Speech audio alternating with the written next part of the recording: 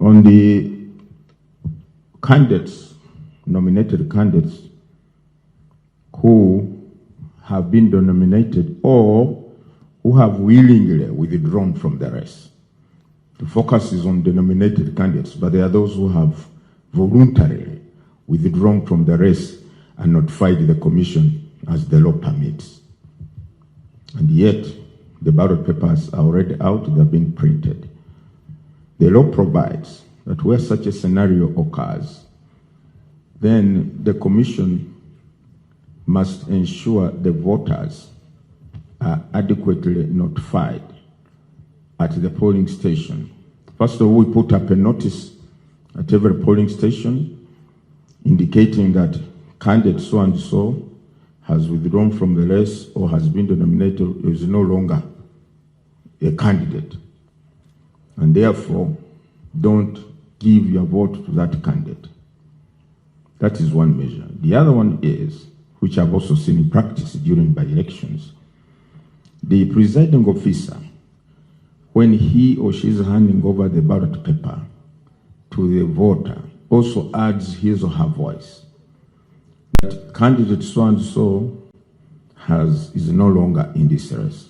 So don't cast or give him or her your vote. It will be a wasted vote.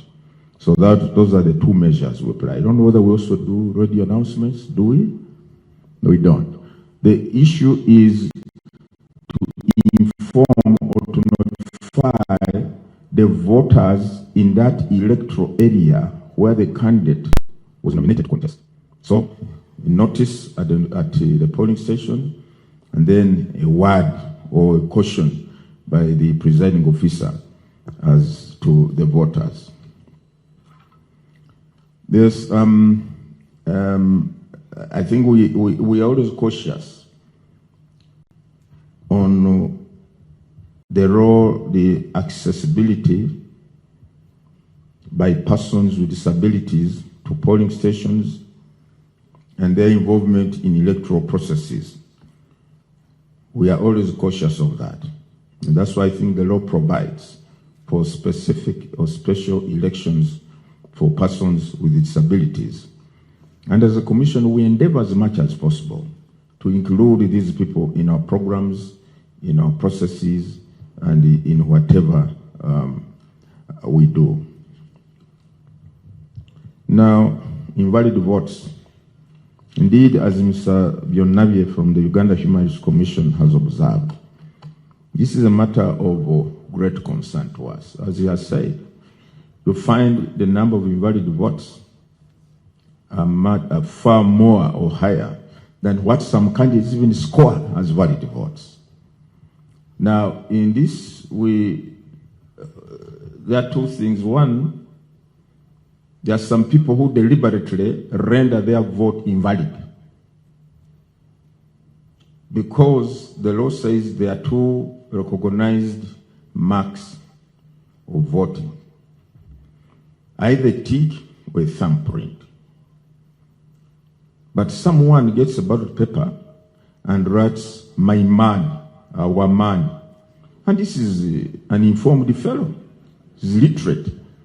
He's writing "our man," "our woman," or he ticks the candidate of his or her choice, then puts a cross on the others. So he knew what he was doing, but others, they get the ballot paper, put it in without even putting a mark. It's deliberate. All these are deliberate or intentional processes. But in this training, we have also emphasized in the training of our polling officials, particularly the presiding officers, we have emphasized the aspect of when in law does a vote or a ballot become invalid. There are on occasions where the voter puts the tick or the thumbprint in the box bearing the photograph or the picture of the candidate, or the symbol, or the name, and not in the designated box where the tick is supposed to be. And some presiding officers, we understand, have been declaring this invalid.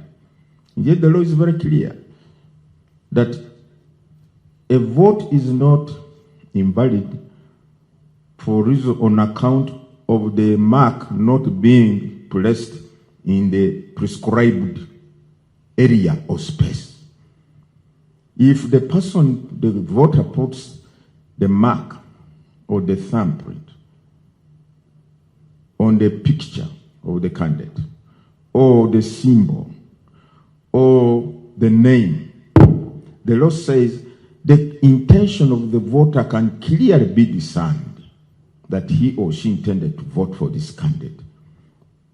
It's not invalid. So the aspect, the emphasis on training, I've talked to my field officers and they have told me they have emphasized this aspect, that they should not render or declare a ballot paper invalid simply because the person did not put the mark in the designated space. But also, from what we have observed, because as I said, my colleagues and I, during by-elections, we've been in the field. The crowd of people around seem to overwhelm at times the officials managing the process of counting. Our process here is so transparent. I don't know whether it happens in other countries. The presiding officer gets the ballot paper and shows it to everybody. Then the people around they shout, "Oh, that is invalid," in the local language. Kafu. Kafu. Invalid. Now, because it is a crowd, the raucous is so high, at times the presiding officer gets it. I was there. I was around one time. I think I was at one of the polling stations in one of the by-elections somewhere. It was a rural constituency. I happened to be around during counting. The voter had placed the tick outside the margin of the box where the tick should be. This is the box where the tick should be. The tick was outside the box. The crowd shouted, "Kafu!" I said, even though it is placed outside the box, but you can see it is within the line of the box, but outside the box. So really, the intention can be discerned. So, but that's when the presiding officer gained some courage and said, "Oh yes," but the noise, the voices of the people around had intimidated him. So that's why we are saying we need to have some kind of control on who should be around the polling station. That's what we are saying, and we have tried to explain this. When we say, I think it is better for people when they have voted, although the law allows them to keep around, first give space for other voters to come. Leave a peaceful process to take place. Just leave. Because all of them are actually invalid. So we have emphasized that point in our training programs, that the law provides as long as the intention of the voter can be understood or discerned, even though the mark is not placed in the right space or box, that is not an invalid box. Thank you, Mr. Bionabie. We shall again emphasize it over these remaining few days, so that on 15th, the presiding officer, should be in position to distinguish between what is actually invalid vote. Invalid vote is where the tick crosses from one box to another. That is clearly invalid. From one box of this candidate to another box, that is invalid. Or the thumbprint somehow crosses from one box to another. Then you can't tell the intention of the voter. Was he voting for this candidate, the one below, or the one up? That one is different. Now, the register, the voters register, the law provides that every candidate or political party which has presented candidates be given the polling register.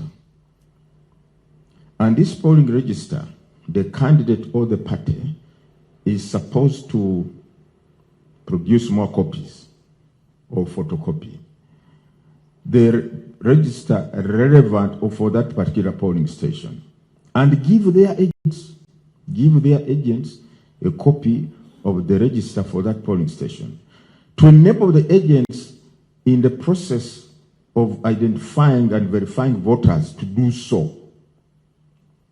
The other polling register is with the presiding officer who has it at that table, and in the event that the voter has not come with a national ID or voter location slip, which have a barcode which is supposed to be scanned by this kit or machine, but the person is a registered voter, he's on the manual of physical register. They can now go to the manual register, look for his particulars or her particulars, then go to the BVVK once he or she has been confirmed to be on that polling station. So the register, we have it displayed or open. It is with the agents and it is with the presiding officer. And we want to encourage all agents, please, can you avail, candidates and political parties, avail your agents at polling stations with copies of the register. And secondly, distinguished guests, the Electoral Commission offers to train candidates' agents for free. When we are training our other polling officials, we also train the agents of the candidates on the modalities, on the going zone at the polling station. Because at times some of these agents report on account of not being conversant or acquainted with what goes on at a polling station.